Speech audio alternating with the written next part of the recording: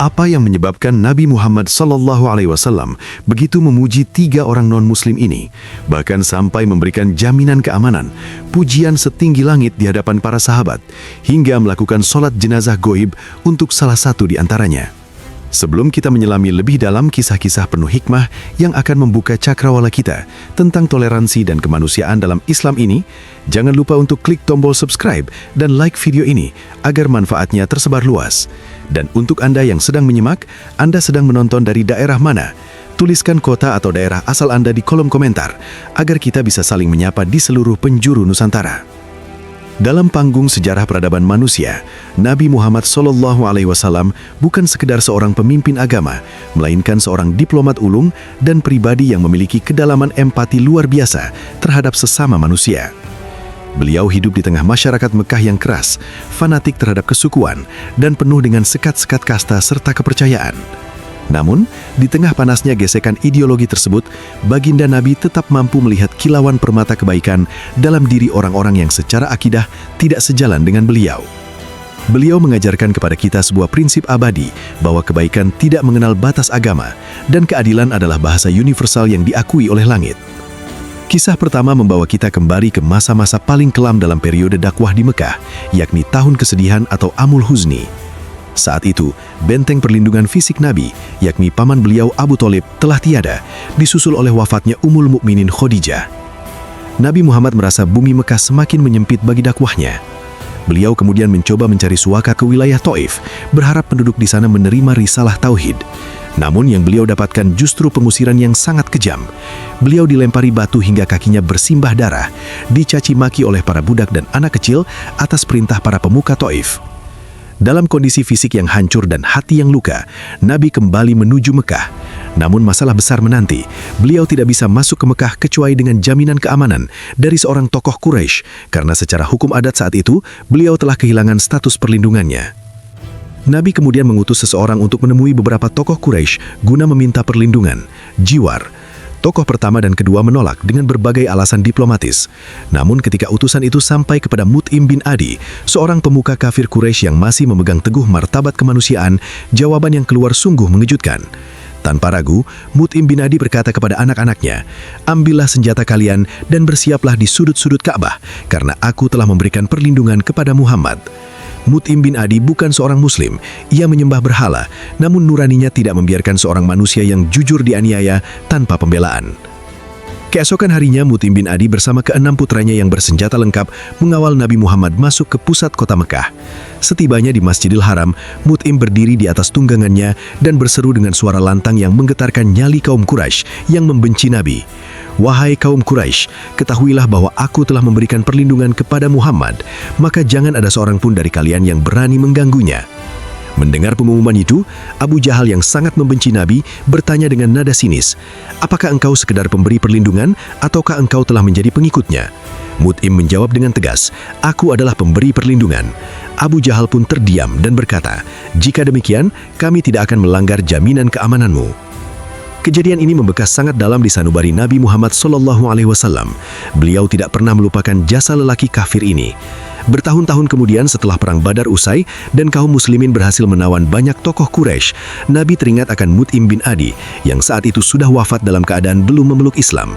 Di hadapan para sahabat, Nabi mengeluarkan sebuah pernyataan yang luar biasa sebagai bentuk penghormatan tertinggi. Beliau bersabda, "Seandainya Mut'im bin Adi masih hidup, lalu ia berbicara kepadaku untuk meminta pembebasan orang-orang kotor ini, para tawanan perang, niscaya aku lepaskan semua demi menghormati jasanya." Ini adalah pengakuan otentik bahwa dalam Islam, sebuah kebaikan, siapapun pelakunya, akan selalu mendapatkan tempat yang terhormat. Nabi mengajarkan bahwa perbedaan iman tidak boleh membuat kita menjadi buta terhadap jasa orang lain. Selanjutnya, kita bergeser ke fase Madinah, di mana Islam mulai tumbuh menjadi sebuah kekuatan politik dan sosial. Di sana hiduplah seorang rabi Yahudi yang sangat alim dan kaya raya, bernama Muhairik al-Junain. Ia berasal dari Bani Salabah, bagian dari komunitas Yahudi yang terikat perjanjian dengan Nabi dalam piagam Madinah untuk saling membela jika kota tersebut diserang. Ujian itu datang pada tahun ketiga Hijriah saat pasukan kafir Quraisy bergerak menuju Gunung Uhud dengan dendam yang membara. Suasana Madinah mencekam. Berdasarkan kesepakatan tertulis, kaum Yahudi seharusnya ikut memanggul senjata membela Madinah. Namun saat itu bertepatan dengan hari Sabtu, hari yang disucikan dalam tradisi Yahudi, di mana mereka dilarang bekerja atau berperang. Mukhairik berdiri di hadapan kaumnya. Ia mengingatkan mereka dengan suara yang penuh penekanan. Wahai kaum Yahudi, demi Allah, kalian sebenarnya tahu bahwa Muhammad adalah seorang nabi yang benar dan adalah kewajiban kita untuk membantunya. Namun, kaumnya berdalih dengan alasan hari Sabat. Mendengar alasan yang bagi Mukhairik hanyalah sebuah pelarian dari tanggung jawab kemanusiaan dan kontrak sosial, ia kemudian mengambil pedangnya. Sebelum berangkat ke medan Uhud, Mukhairik membuat sebuah wasiat yang sangat berani di hadapan kaumnya. Jika aku gugur dalam pertempuran hari ini, maka seluruh hartaku, kebun-kebun kurmaku, dan semua kekayaanku diserahkan sepenuhnya kepada Muhammad. Beliau berhak mengelolanya sesuai dengan apa yang ditunjukkan Allah kepadanya. Mukhairik kemudian terjun ke kancah pertempuran Uhud. Ia bertempur dengan gagah berani di barisan kaum muslimin melawan kaum musyrik Mekah. Hingga akhirnya, ia menghembuskan napas terakhirnya sebagai syahid dalam perspektif pembelaan kemanusiaan dan kesetiaan pada janji. Ketika berita kematian Mukhairik sampai ke telinga Nabi Muhammad, beliau tidak mencibir status agamanya, melainkan memberikan kesaksian yang akan tercatat abadi dalam sejarah. Beliau bersabda, Mukhairik adalah sebaik-baik orang Yahudi. Bahkan, harta yang diwariskan Mukhairik kemudian menjadi fondasi penting bagi wakaf di Madinah yang manfaatnya dirasakan oleh kaum fakir miskin. Nabi menghargai Mukhairik bukan karena ia berpindah agama, tetapi karena integritasnya dalam memegang janji di saat orang lain berkhianat, serta keberaniannya membela kebenaran meskipun ia harus berdiri sendirian di tengah kaumnya. Pujian Nabi kepada Mukhairik memberikan kita pelajaran berharga tentang loyalitas terhadap tanah air dan komitmen terhadap kesepakatan bersama. Mukhairik menunjukkan bahwa kecintaan pada kebenaran melampaui fanatisme golongan. Ia melihat dalam diri Nabi Muhammad ada nilai-nilai keadilan yang layak dibela dengan nyawa. Dan sebaliknya, Nabi Muhammad menunjukkan sikap objektif sebagai pemimpin. Beliau tidak ragu menyebut seorang Yahudi sebagai yang terbaik karena perbuatannya memang mencerminkan kemuliaan. Kisah ketiga adalah tentang seorang penguasa di tanah Afrika, Raja Najasyi dari kerajaan Aksum atau Abisinia, sekarang Ethiopia. Nama aslinya adalah Asyamah bin Abjar. Ia adalah seorang penganut Kristen yang sangat taat. Hubungan antara Nabi Muhammad dan Najasyi bermula ketika penindasan di Mekah sudah mencapai titik yang tak tertahankan. Nabi, dengan kearifan politiknya, menyarankan para sahabat untuk hijrah ke Abisinia. Beliau berkata, "Pergilah ke negeri Habasyah, karena di sana ada seorang raja yang tidak boleh ada seorang pun dizolimi di sisinya. Negeri itu adalah negeri kebenaran."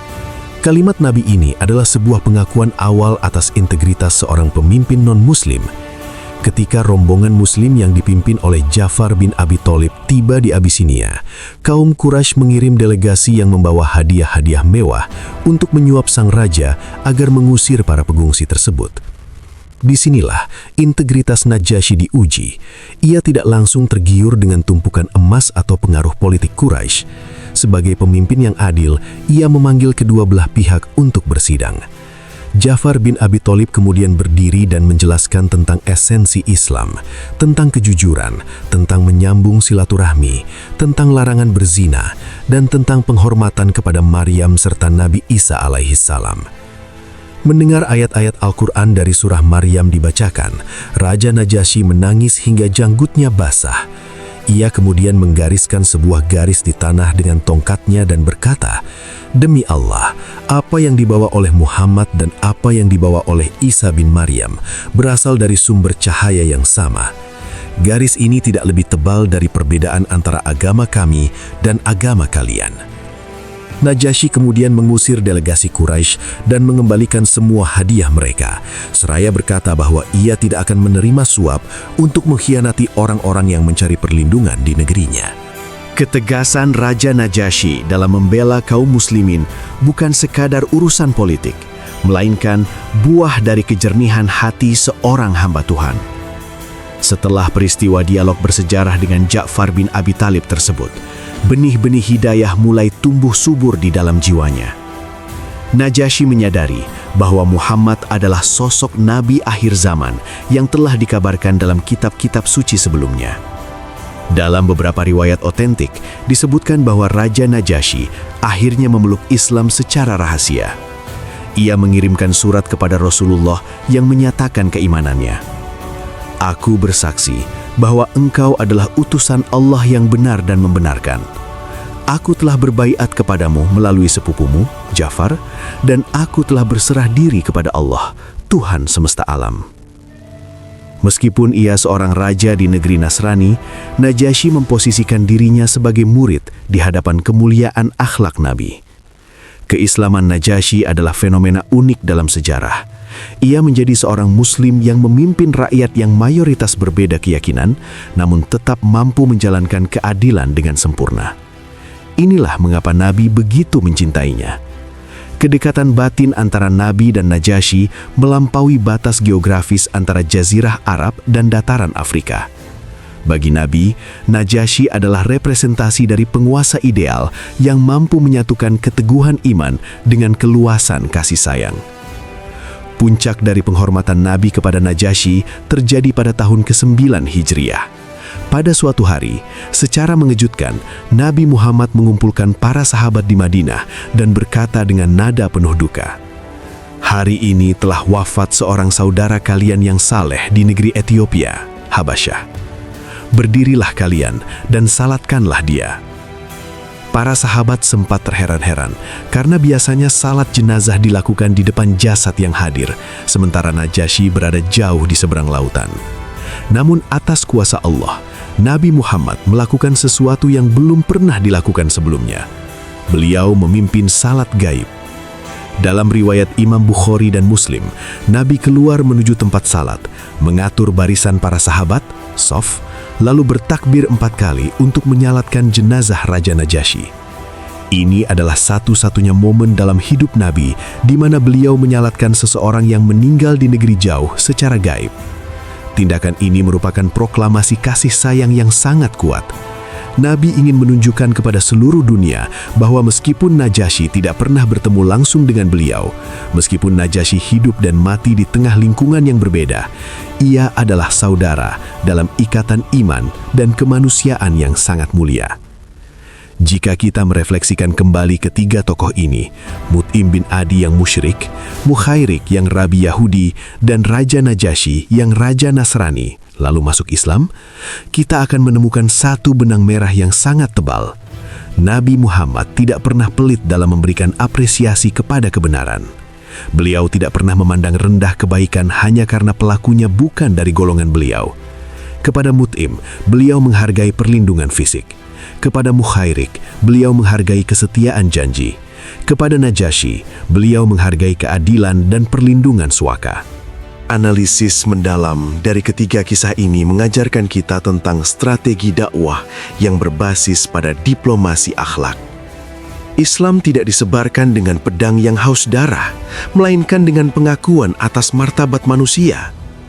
Nabi menunjukkan bahwa untuk merebut hati manusia, kita harus mampu menghargai sisi manusiawi mereka terlebih dahulu. Beliau tidak menunggu orang lain menjadi Muslim untuk berbuat baik kepada mereka. Justru kebaikan beliaulah yang menjadi magnet bagi orang lain untuk mengenal Islam. Hikmah yang bisa kita petik untuk kehidupan di era modern yang sangat plural ini sangatlah besar. Kita seringkali terjebak dalam sikap eksklusif yang merasa bahwa kebenaran dan kebaikan hanya milik kelompok kita sendiri. Namun dari teladan Nabi, kita belajar untuk memiliki mata hati yang tajam. Kita harus mampu memuji tetangga kita yang non-Muslim jika ia jujur. Kita harus mampu menghargai rekan kerja yang berbeda agama jika ia amanah. Dan kita harus mampu bekerja sama dengan siapapun dalam urusan kemanusiaan dan keadilan. Sikap Nabi ini juga menghancurkan narasi radikalisme yang seringkali memaksakan kebencian terhadap mereka yang berbeda. Bagaimana mungkin kita diajarkan membenci secara membabi buta, sementara Nabi kita sendiri memuji seorang kafir Quraisy dengan kalimat yang begitu indah? Bagaimana mungkin kita diajarkan untuk tidak berterima kasih, sementara Nabi kita sendiri memberikan penghormatan terakhir kepada seorang raja di Afrika?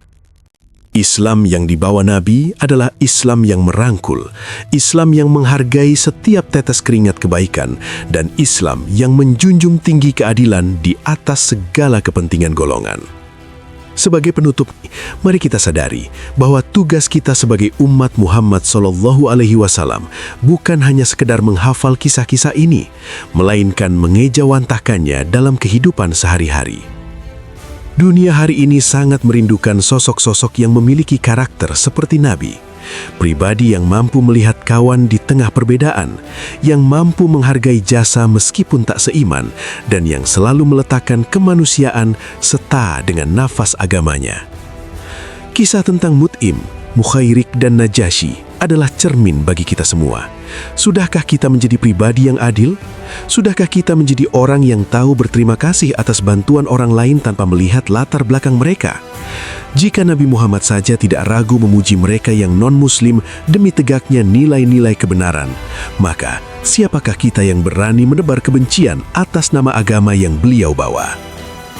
Mari kita jadikan pelajaran ini sebagai lentera dalam pergaulan kita bermasyarakat.